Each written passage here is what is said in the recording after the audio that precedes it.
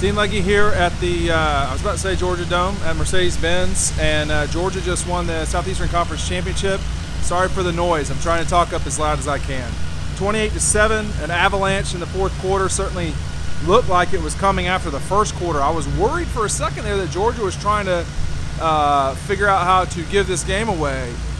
A lot to talk about here. I'm gonna try. Matt DeBerry's right here on the side. I'm gonna leave him over there, but maybe you can help me walk through this.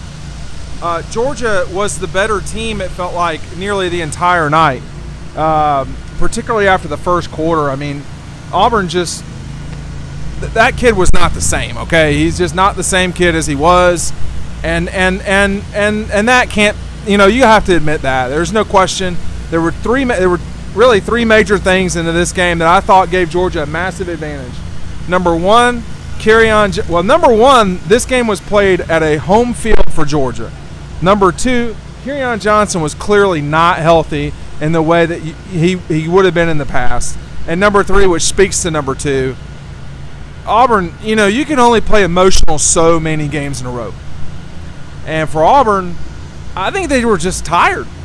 I mean, Georgia just wore their ass out at the end of the day. And, you know, it was a 3-hour and 20-minute game. And I thought as soon as Georgia got up two scores, that the game would be over. It's just that it took them until the fourth quarter when Terry Godwin, you know, got that 7-yard pass from Jake Fromm. I'm trying to think. I just don't think that Jake Fromm's played a better game than tonight. I mean, he was very good. He was 16 of 22, 183, 2 touchdowns, had a couple sacks, of course, not necessarily on him exclusively. Maybe he held one once or twice a little too long. But, I mean, the touchdown to Terry, the Nada was wide open. And then the 2-point conversion, you know, for Georgia's offense, Auburn didn't have anybody hurt on defense now. And Georgia wound up with 421 yards, and it felt like they were taking it easy in the fourth quarter, just being honest. And as I work back here, as I work, if you want to call this work, I'm sitting here watching these guys. They are wiping out every possible semblance that the SEC championship was played here today. It really is a glorious night for Georgia. A big win. Really stopped Auburn running. They had 114 yards running the ball. They're not the same team without Kerryon Johnson. They're not the same team without their other kid, Petway. They're just not the same team. And Jared Stidham had a miserable night, 16 of 32, so 500%, or he was shooting 500, and then this 3 sacks. You know, and after the first quarter, I would have to, let me just sit here and look. You know, Georgia, so I hate the way people do this sometimes. Y'all hear me complain constantly. All right, so Auburn had 106 yards after the first quarter, and they ended the game with 259. So it's just not really good work after that. And, you know, I want to talk about Nick Chubb, Sony Michel. Sony Michel's got an MRI. We're going to wait and see what happens there. Sony Michel, Nick Chubb. I saw Bryce Ramsey up on the celebration table. Davin Bellamy, Lorenzo, all these guys, these older guys that you were just kind of waiting around to figure out. I thought Georgia would win this game. That's what I said to Fletcher on the round table. I didn't write anything about it a lot. You know, I talked about it. But I think the biggest thing for Georgia moving forward, there's only going to be one of 4 teams to win a national championship. I don't know if Alabama's going to get in. I'm starting at the beginning of the week. I thought they were going to get in, and now I'm not so sure. It's starting to look like, and again, I'm doing this at 9 o'clock at night, so some of the scores are a little bit. It's limited for me. What's the score there in the? Ohio State's up 11 at halftime. So 21-10 in the only game that matters now, because Clemson's pretty good far out in front. So it should be Clemson at the 1, Oklahoma at the 2, Georgia at the 3. Wisconsin's going to have to rally, which they could do, but even then, I don't know. I mean, Georgia beat the piss out of these guys, man. This game was almost nasty at the end.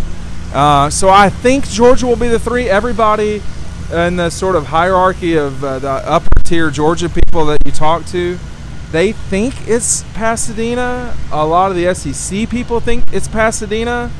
And, because, there's a couple. They want to avoid Oklahoma and Ohio State playing each other again. They will do all they can to not have a rematch there. So that would have meant Georgia at the 4 with Clemson at the 1 in a Sugar Bowl where Clemson would be in orange jerseys, but probably would not have the home crowd. If I know Georgia fans and I know New Orleans, particularly this year. Clemson just won the national championship in about the most dramatic way possible. So I know that situation well, and they're not quite as jazzed up as they were last year. So this is an Ohio State-Alabama thing. I think it's Ohio State. Earlier in the week I thought it was Alabama, but right now it seems to me more and more like this is going to be an Ohio State thing. So, but globally, Georgia hadn't played in the Sugar since the 2008 Sugar, 2007 season. They haven't played in the Rose Bowl since Charlie Trippy's days. Charlie Trippy, Frank Sankwich. I'm trying to do my best Dan McGill voice. I'm just tired, though. Never played Oklahoma. Okay, so Matt DeBeer will not stop talking about how they have not played Oklahoma. And it's looking like they will. And I think I got to say that's not the greatest matchup on earth for Georgia. Of all these teams to play, OU has got the best player in college football.